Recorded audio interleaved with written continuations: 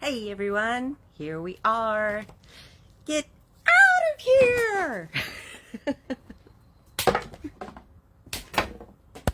Sorry. Today, I want to talk to you about letting go of what no longer serves us. Oh, this is a really, really tough one for me.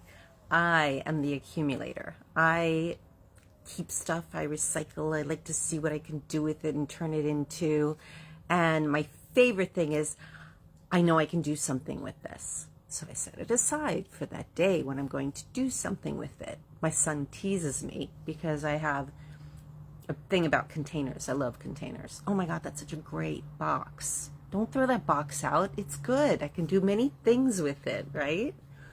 Even more importantly than the stuff, which the stuff, it's good to get rid of. It really is. I've realized that when I do that, when I actually get rid of stuff that I don't need, you're making space for new things. You know, it's part of something that went on in your past. It's part of something that you utilized, you're done with, or you didn't utilize, and therefore you definitely don't need it anymore. And it's time to move on.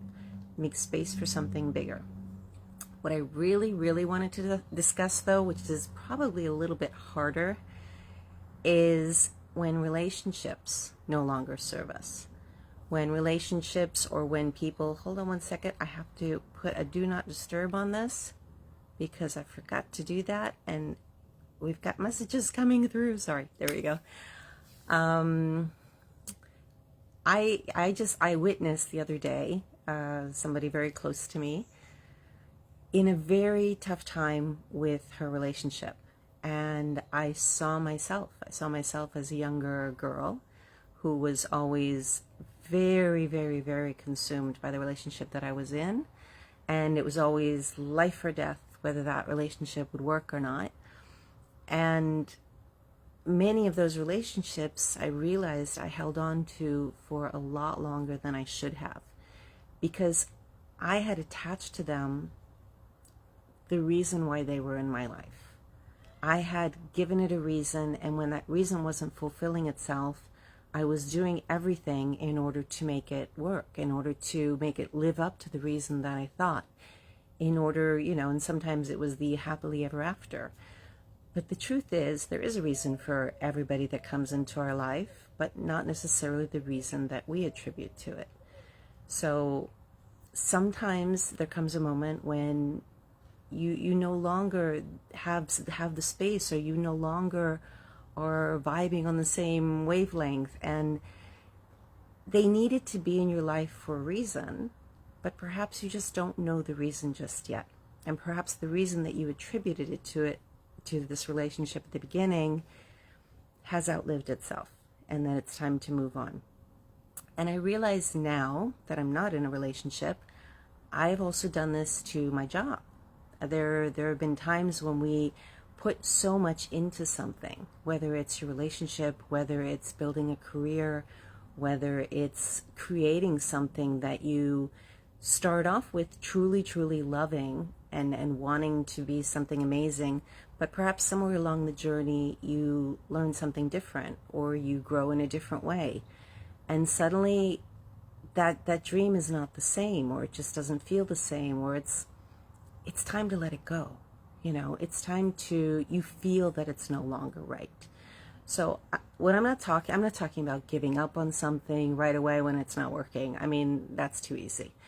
But I'm one of those people that doesn't give up, even when it's quite obvious to me that it's just not happening anymore. So this is part of, I realize that this not getting rid of stuff, like in the material things in my home, and in the past holding on to relationships longer, and now with my job, that tendency will show up over and over and over until you get the message. And I think the message that came to me when I was writing and journaling this morning about this was, I've always never really trusted what my instinct would tell me, what my gut was telling me. I would always need outside confirmation of this. And a funny thing happened yesterday. I love Google because they comes up with your old videos, and it showed me a video. And this video, I was extremely annoyed, and I was like, oh God, I'm so annoyed, blah, blah, blah. And I came back and I realized that the annoyance was not so much with the person or whatever caused that for me at that moment, but those are all just stories feeding into an emotion which need to be expressed. And I didn't know that. And when I heard myself say this, I said, oh, that came from a teaching from this person. I attributed all of this teaching that I had learned to this one person. But the fact was that I had said that before I had even participated in any of his teachings or any of this. So sometimes we know things, we know a lot more than we give ourselves credit for, but we ask everybody else their opinion, which is fine. But what we're trying to do is get somebody's opinion that resonates with what we actually know to be true. So we need to trust ourselves a little bit more. And we're going to keep doing whatever we do. You know, there are people who just need to talk to 20 people and get 20 opinions. But in the end, your choice is going to be the one that's going to be right for you. Just don't do like me and like keep stuff for 20 years and realize that, okay, now it's time to go. You know, I'm getting better. I am getting better. But take a look around. What's not really resonating with you? And, you know, I did that. What was her name? The one about, you know, freeing up stuff. Marie Kondo. Oh, I know you guys know what I'm talking about. Maybe you can comment and give me the right name. I'm sorry, I'm so bad with names. Anyway, I remember she did this. It was great. She said, hold on to every object and feel what it does for you. Feel if you still feel a surge of what you felt when you actually first got it, or if there's nothing left. And if there's nothing left, it's time. And that may apply to different areas of your life as well. Please let me know if this has served you in some way. If there's something that you can let go of that perhaps you've been putting off. Maybe as I started speaking of this, something came to mind, because you guys are your best, you know best. Sorry, the mosquitoes are eating me, and I'm afraid that really distracts me from my train of thought.